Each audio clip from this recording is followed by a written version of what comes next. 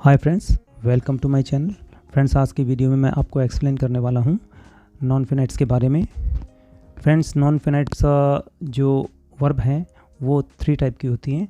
First होता है infinitive, second है जेरेंड और थर्ड है पार्टिसिपल। लेकिन आज की वीडियो में मैं ओनली आपको इन्फिनेटिव के बारे में बताऊँगा। ये काफ़ी बड़ा टॉपिक होता है, लेकिन फिर भी मैंने इसमें कुछ इम्पोर्टेंट जो कंटेंट्स है उसको इंक्लूड किया है। तो चलिए वीडियो स्टार्ट करते हैं। फ्रेंड्स, सबसे पहले मैं आपको बता दूं कि इन्फिनेटिव क्या फंक्शन करता है। तो इन्फिनेटिव जो होता है एक टाइप का वर्ब होता है और इस वर्ब से किसी काम का होना प्रकट होता है, परंतु इन्फिनेटिव जो है किसी कार्य का नाम होता है। ये किसी काम का नाम होता है और इसकी डेफिनेशन जो है, the verb expresses an action but infinitive is the name of the action. सबसे पहले मैं आपको बता दूं कि इन्फिनेटिव की फॉर्म क्या होती है। तो इसकी सबसे पहली जो फॉर्म है वो है सिंपल फॉर्म। एक्टिव वॉइस में है टू ईट, पैसिव वॉइस में है टू बी ईटन। इसी तरह से और भी एग्जाम्पल ले सकते हैं, जैसे कि टू टेक एक्टिव वॉइस में, तो पैसिव वॉइस में होगा टू बी टेकन। तो बस आपने यहाँ पे थोड़ा सा इंट्रोडक्शन के लिए जानना है। अब है इन्फिनेटिव की परफेक्ट फॉर्म। तो एक्टिव वॉइस में मान लीजिए हमने टू हैव ईटन लिया है, तो इसी का पैसिव फॉर्म होगा टू हैव बीन ईटन। मान लीजिए एक्टिव वॉइस में टू हैव टेकन है, तो पैसिव वॉइस में हुआ टू हैव बीन टेकन। तो चलिए नेक्स्ट आगे बढ़ते हैं। नॉन फिनाइट्स की खास बात यह है कि ये वर्ब जो हैं सेंटेंस में सब्जेक्ट के अनुसार, उसके नंबर के अनुसार इनमें कोई चेंज नहीं होता, इनमें कोई परिवर्तन नहीं होता। और इसका किस टाइप का रूप रहता है तो आप ये फर्स्ट एग्जांपल से जान सकते हैं। जैसे कि फर्स्ट एग्जांपल है I want to go home, मैं घर जाना चाहता हूँ। तो इस सेंटेंस में टू गो जो है वो एक इन्फिनेटिव की सिंपल फॉर्म है। सेकंड एग्जांपल है ही लाइक्स वाचिंग टीवी, उसे टीवी देखना पसंद है। तो इस सेंटेंस में वाचिंग जो है वो जेरेंड है, जो कि मैंने इस वीडियो में इंक्लूड नहीं किया है। थर्ड है इन्फिनेटिव का they want to play football, वे फुटबॉल खेलना चाहते हैं। तो इस सेंटेंस में टू प्ले जो है वो वर्ब के बाद आया है और ये एक सिंपल इन्फिनेटिव है। फोर्थ है I would like to play football, मैं फुटबॉल खेलना चाहता हूँ या मैं फुटबॉल खेलना चाहूँगा। तो इस सेंटेंस में टू प्ले एक सिंपल इन्फिनेटिव है। फ्रेंड्स, एक बार फिर से मैं रिपीट कर देना चाहता हूँ कि इन्फिनेटिव एक नॉन फिनाइट्स है और ये किसी क्रिया का नाम होता है और इससे किसी काम का होना प्रकट होता है। तो डिफाइन इसकी एक बार फिर से बोल देता हूँ कि the verb expresses an action but infinitive is the name of the action. तो इसका फर्स्ट एग्जांपल है, जैसे कि इस सेंटेंस में ये सब्जेक्ट के रूप में है to walk in the morning is pleasant, यानी प्रातःकाल भ्रमण करना सुहावना होता है। तो यहाँ पर ये सेंटेंस में सब्जेक्ट बनकर आया है।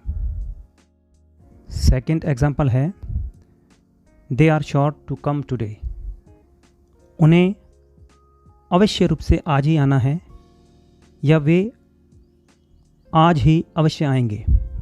और इस सेंटेंस में सिंपल इन्फिनेटिव है, वो है टू कम। सेकंड सेंटेंस है I am glad to meet you, मुझे आपसे मिलकर खुशी हुई। और इस सेंटेंस में टू मीट जो है वो सिंपल इन्फिनेटिव है। तो देखिए किस तरह से ये इंपॉर्टेंट सेंटेंस है। फोर्थ एग्जांपल है I jumped into the river to save the child, मैं उस बच्चे को बचाने के लिए नदी में कूद गया।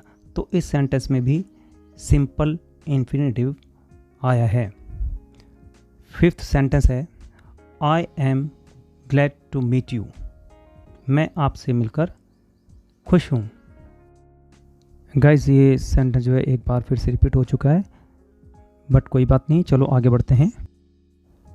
फ्रेंड्स, यहाँ पर आपको इन्फिनेटिव की एक बहुत ही इम्पोर्टेंट बात नोटिस करनी है कि हम एक क्लॉजेस को सुंदर ढंग से लिखना चाहें तो हम इन्फिनेटिव के द्वारा लिख सकते हैं। जैसे कि ये क्लॉज है, I am saving money because I want to buy a smartphone.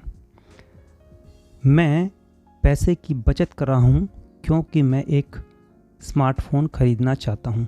तो ये सेंटेंस बिकॉज से जुड़े हुए हैं, तो ये क्लॉजेज हैं। तो इनको अगर हम सुंदर ढंग से एक स्टैंडर्ड वे में लिखना चाहेंगे तो देखिए किस ढंग से इन्फिनेटिव काम करता है। फर्स्ट एग्जांपल है, I am saving money to buy a smartphone. देखिए किस तरह से बिकॉज आई वांट को रिमूव कर दिया गया है और ये इन्फिनेटिव के द्वारा हमने एच को अच्छे से लिख दिया है। फ्रेंड्स, इस प्रकार के सेंटेंस जो होते हैं वो बहुत ही अच्छे माने जाते हैं, सुंदर सेंटेंस माने जाते हैं और ये स्पेस भी कम घेरते हैं। न्यूज़पेपर में इन्फिनेटिव का बहुत ज़्यादा यूज़ होता है क्योंकि वहाँ पे स्पेस का ज़्यादा इंपॉर्टेंस होता है। फ्रेंड्स, यहाँ पर मैंने इस बात पर स्ट्रेस दिया है कि इन्फिनेटिव का जो टू होता है उसके स्थान पर हम ये फ्रेज ले सकते हैं जिससे हमारा सेंटेंस खूबसूरत बने, जैसे इन ऑर्डर टू या सो एज टू। इनमें से आप कोई भी यूज़ कर सकते हैं जिससे लैंग्वेज खूबसूरत बनती है। तो ये क्लॉज देखिए, he bought an umbrella so that he may not wet in the rain. उसने एक छाता खरीदा ताकि वो वर्षा में ना भीगे। ये जो क्लॉज है ये सो दैट से जुड़ा हुआ है।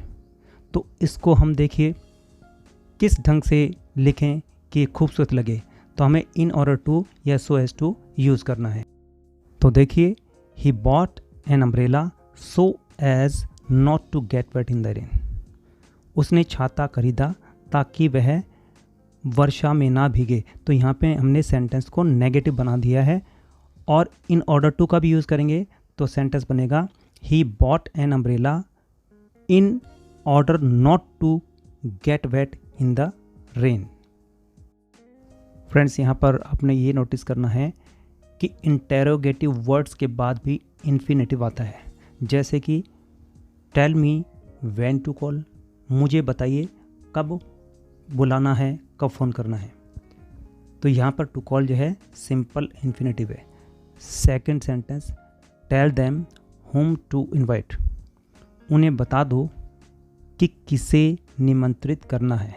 तो यहाँ पर टू इनवाइट जो है वो सिंपल इन्फिनेटिव है। तो इस टाइप के सेंटेंस बहुत ही इम्पोर्टेंट सेंटेंस होते हैं, आपको याद करना चाहिए। अब फ्रेंड्स, आपको ये इम्पोर्टेंट फार्मूले को लर्न कर लेना चाहिए। जैसे कि पहले वर्ब है, उसके बाद में नो और नो के बाद में इंटेरोगेटिव वर्ड्स और उसके बाद इन्फिनेटिव। तो फर्स्ट सेंटेंस है, I don't know what to cook. मुझे नहीं मालूम क्या पकाना है। तो यहाँ पे व्हाट के बाद में टू कुक जो है सिंपल इन्फिनेटिव है।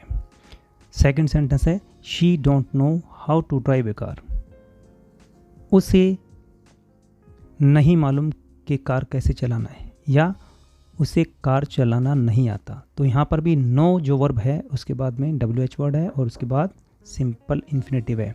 तो ये फार्मूला बहुत ही कारगर है, इसको आपको लर्न कर लेना चाहिए क्योंकि हम डेली लाइफ में इसका काफ़ी यूज़ करते हैं। नेक्स्ट एग्जांपल है, I know how to speak English. मुझे इंग्लिश बोलना आता है।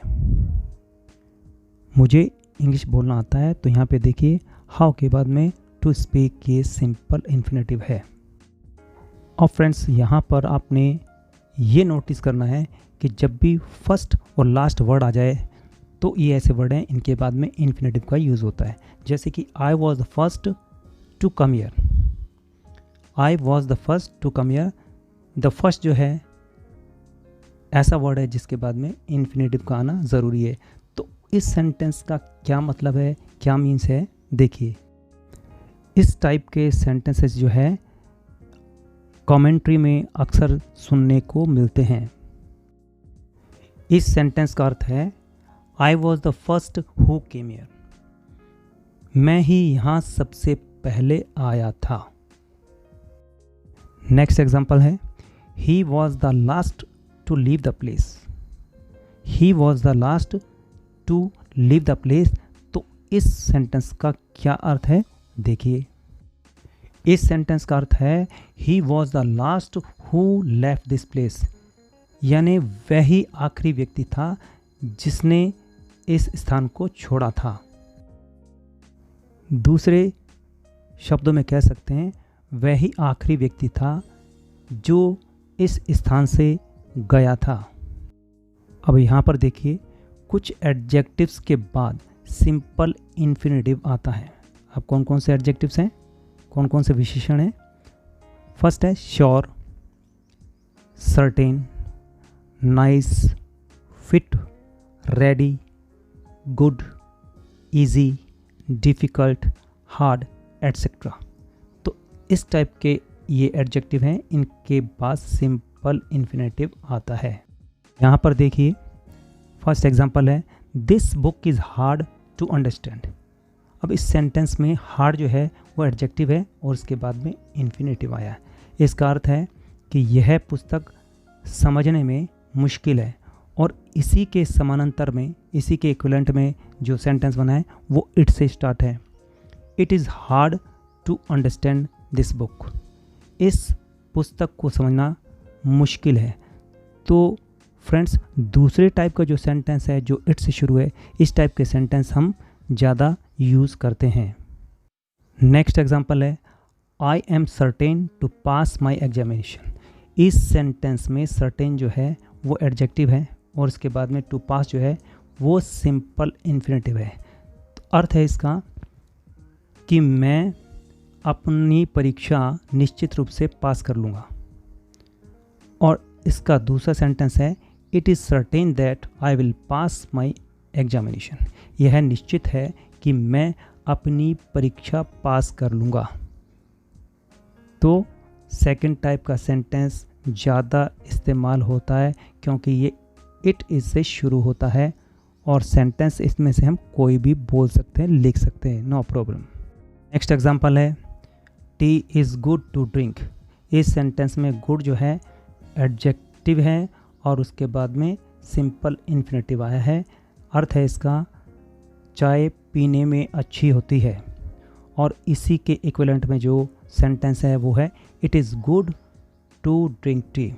चाय पीने में अच्छी होती है। तो चलिए नेक्स्ट कंटेंट की तरफ आगे बढ़ते हैं। अब आपने ये नोटिस करना है कि कुछ ऐसी पर्सनल क्वालिटीज़ होती हैं जैसे कि गुड, काइंड, ब्रेव। तो इनके बाद ऑफ आता है, ऑफ के बाद या नाउन या प्रोनाउन और फिर इन्फिनेटिव आता है। तो ये फार्मूला जो है बहुत इम्पोर्टेंट है। इस टाइप के सेंटेंस हम बहुत यूज़ करते हैं। तो चलिए इनके कुछ एग्जांपल्स देखते हैं। It was very brave of him to save the drowning child. उस डूबते बच्चे को बचाना उसकी बहुत ही बहादुरी का काम था। तो फ्रेंड्स यहाँ पे देखिए, ब्रेव पर्सनल क्वालिटीज़ हैं, उसके बाद ऑफ, फिर प्रोनाउन हिम और फिर सिंपल इन्फिनेटिव। तो इस टाइप के सेंटेंस जो है काफ़ी यूज़ किए जाते हैं। नेक्स्ट एग्जांपल है it was very kind of you to help me. आपने मेरी मदद की, ये आपकी बड़ी मेहरबानी थी। तो यहाँ पर काइंड पर्सनल क्वालिटी, उसके बाद ऑफ, फिर यू प्रोनाउन और उसके बाद सिंपल इन्फिनेटिव। नेक्स्ट एग्जांपल है it was good of them to accompany me to the station. उन्होंने मुझे स्टेशन छोड़ा, उनकी अच्छी बात थी। यहाँ पर गुड पर्सनल क्वालिटी है, उसके बाद ऑफ, फिर देम प्रोनाउन है और उसके बाद simple infinitive to accompany. Friends, अगर आप चाहते हैं एडवांस इंग्लिश सीखना तो हमारे चैनल को सब्सक्राइब कीजिए, लाइक कीजिए, शेयर कीजिए और कमेंट करिए और लगातार वीडियो देखते रहिए।